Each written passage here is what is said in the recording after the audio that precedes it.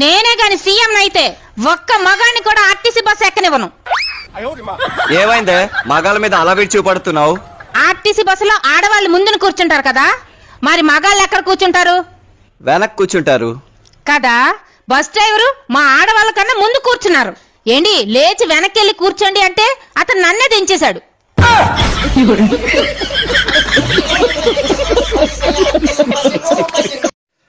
నేను ఆఫీస్కి వెళ్ళొస్తా. ఏ అలా ఉన్నావు? ఏం లేదండి. సరే సాయంత్రం రావడం లేట్ అవుద్ది. ఇంకోసారి అడిగితే ఏం పోయేదో. ఇంకా నయం, రెండోసారి అడిగితే మూడంతా పాడు చేసేసేది. అమ్మా పాలు. ఏం వయా నిన్న పాలు తీసుకురాలేవు ఎందుకు? నిన్న మా ఇంటి దగ్గర వాటర్ రాలేవు సార్.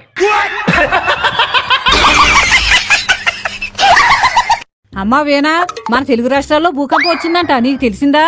భూకంపం ఏమో ఉదయం 7:30కు వచ్చిందట. నేనేమో 9:30కు లేచాను. నాకెలా తెలుస్తుంది? సర్లే, అసలు భూకంపం ఎందుకు వస్తుంది? ఆ మాత్రం తెలీదా మీకు?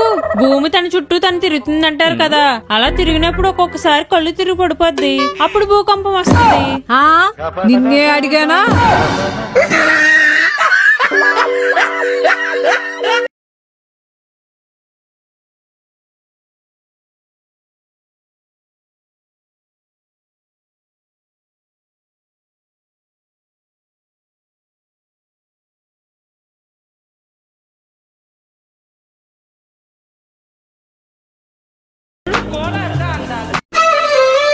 ఏమండి, గత జన్మలో ఎన్నో నోములు పూజలు చేసుంటానండి.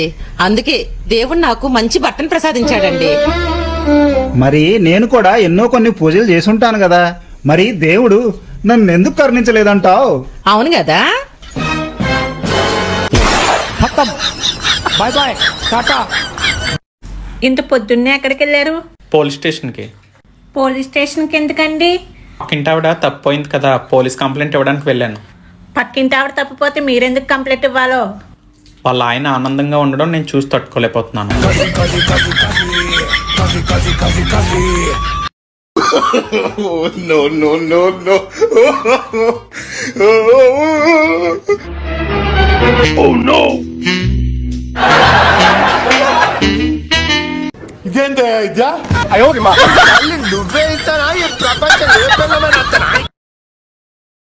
వస్తే ఇది విను. వద్దు వద్దురా సోదరా, అరే పెళ్ళంటే నూరెళ్ళమంటారా, నువ్వు వెళ్ళెళ్ళి గోతిలో పడొద్దురా. నాగార్జున గారు గొంతుకు చించుకొని చెప్పినా కూడా మగాళ్ళ మాట వినకపోవడం వల్ల అనుభవించాల్సి వస్తుంది. అవునా? ఇది వినండి.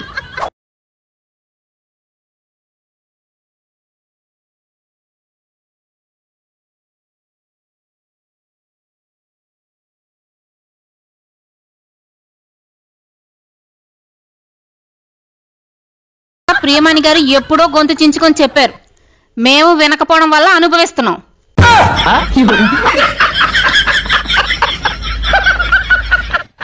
అత్తయ్య గారు బిర్యానీ చేయమంటారా? కొత్తగా నేర్చుకున్నాను, అద్దర కొట్టేస్తాను. కొత్తగా నేర్చుకుందంట, నా మీదే ప్రయోగం చేసేలా ఉంది. అమ్మో బిర్యానీయా వద్దమ్మా, విపరీతమైన వేడి.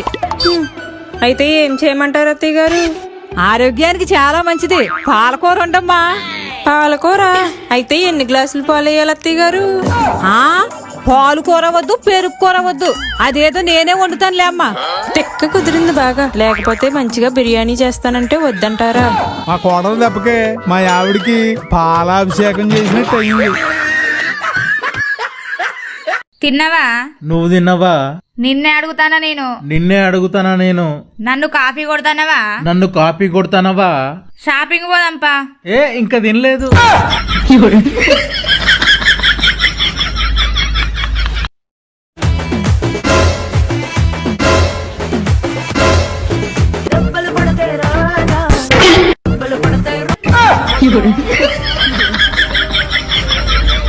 నువ్వు సామాన్యుడు కాదురా. ఊపుకుంటేట పోతాన్నావు, ఏం కూర వండాలో చెప్పిపోరాదు? దాని పేర్ల మొదటి అక్షరం ప్రశ్నిస్తది, రెండో అక్షరం బెదిరిస్తది, మూడో అక్షరమేమో గౌరవిస్తది. దాన్ని అండు. అన్ని అల్లిబిల్లి మాటలు మాట్లాడతావు, ఏందో చక్కగా చెప్పిపో. మొగని గాయ గత్తర చేసుడైతే తెలుస్తుంది కదా. ఏహే చెప్పు. నిన్నగాక మొన్న తెచ్చిన కదే గడ్డ. ఓహో క్యాబేజా. క్యాబేజే. బాబా నీ ఫోన్ కు నీ దోస్తు ఫోన్ చేస్తుంటే వాటు ఇక్కడి చెప్పరా. అరే నేను ఈ షాప్ దగ్గరకు వచ్చిన 5,000 అర్జెంట్ అవసరం ఉన్నాయి, ఫోన్ పే చేయు, నీకు ఒక గంటలో రిటర్న్ ఫోన్ పే చేస్తా. సరే నువ్వు ఫోన్ పెట్టే, ఇప్పుడు వేస్తున్నా. అయిపోయింది, పైసలు వేసిన అని చెప్తా. మీరు కాల్ చేస్తున్న నంబర్ ప్రస్తుతం స్విచ్ ఆఫ్ చేయబడింది.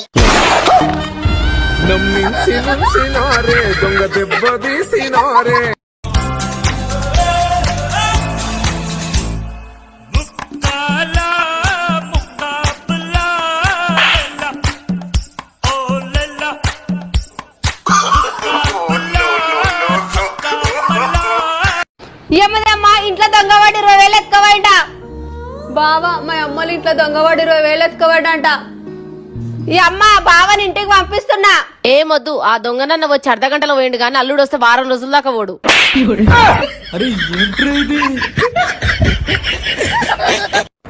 హస్బెండ్ ని హ్యాపీగా ఉంచాలంటే 3 వేస్ గుర్తు పెట్టుకోండి. ఫస్ట్ వే వచ్చేసి వాళ్ళు చెప్పినట్టు వినండి. సెకండ్ వచ్చేసి వాళ్ళ ఫ్రెండ్స్ ఎప్పుడైనా బయటికి వెళ్తానప్పుడు వెళ్ళనివ్వండి, ఫ్రీగా వదిలేయండి. అండ్ థర్డ్ వచ్చేసి ఒక నిమిషం నేను చెప్తాను, అది ఫాలో అవ్వు. ఒక నిమిషం ఉండు. నీకు ఎన్నిసార్లు చెప్పాను నేను మాట్లాడుతున్నప్పుడు మధ్యలో రావద్దని బావా. థర్డ్ వచ్చేసి వాళ్ళని ఫస్ట్ మాట్లాడనివ్వాలి. It works. మీటింగ్ అని చెప్పి ఏ నంగ నచ్చుతానో గోవా తిరగడానికి వెళ్తున్నారు. ఇదిగోండి మీ బ్యాగ్. ఏ నంగా నచ్చితే తిరగడానికి వెళ్ళట్లేదే, నిజంగా మీటింగ్ కే వెళ్తున్నాను. మీటింగ్ అంటే ఏ హైదరాబాద్ కో, చెన్నైకో, ముంబైకో, ఢిల్లీకో వెళ్తారు, గోవా వెళ్తారేటి? నువ్వు నమ్మట్లేదు కదా, మా సార్కి ఫోన్ చేస్తా, నువ్వే విను. బయలుదేరావా? తొందరగా రా, మీటింగ్ టైం అయిపోతుంది. సార్ వచ్చేస్తున్నాను సార్. విన్నావా? విన్నానండి. ఆ బ్యాగ్ ఒకసారి ఇవ్వండి.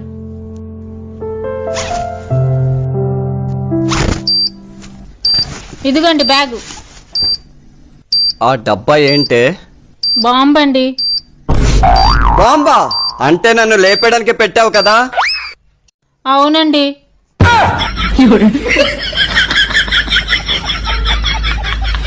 అత్తయ్య గారు పూలు వచ్చినాయండి, ఎంతటికి తీసుకోమంటారు? 60 రూపాయలు తీసుకోమ్మా. వెళ్ళేటప్పుడు కూలర్ మీద 3 20 కాగితాలు ఉన్నాయి, వాటిలో ఒకటి చిరిగిపోయింది.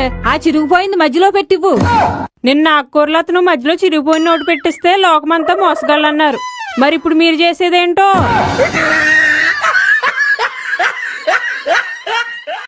ఏంటి మన ఊరు మొత్తం నన్ను కొట్టడానికి వస్తున్నారండి. ఊరు మొత్తం నిన్ను కొట్టడానికి వస్తున్నారా?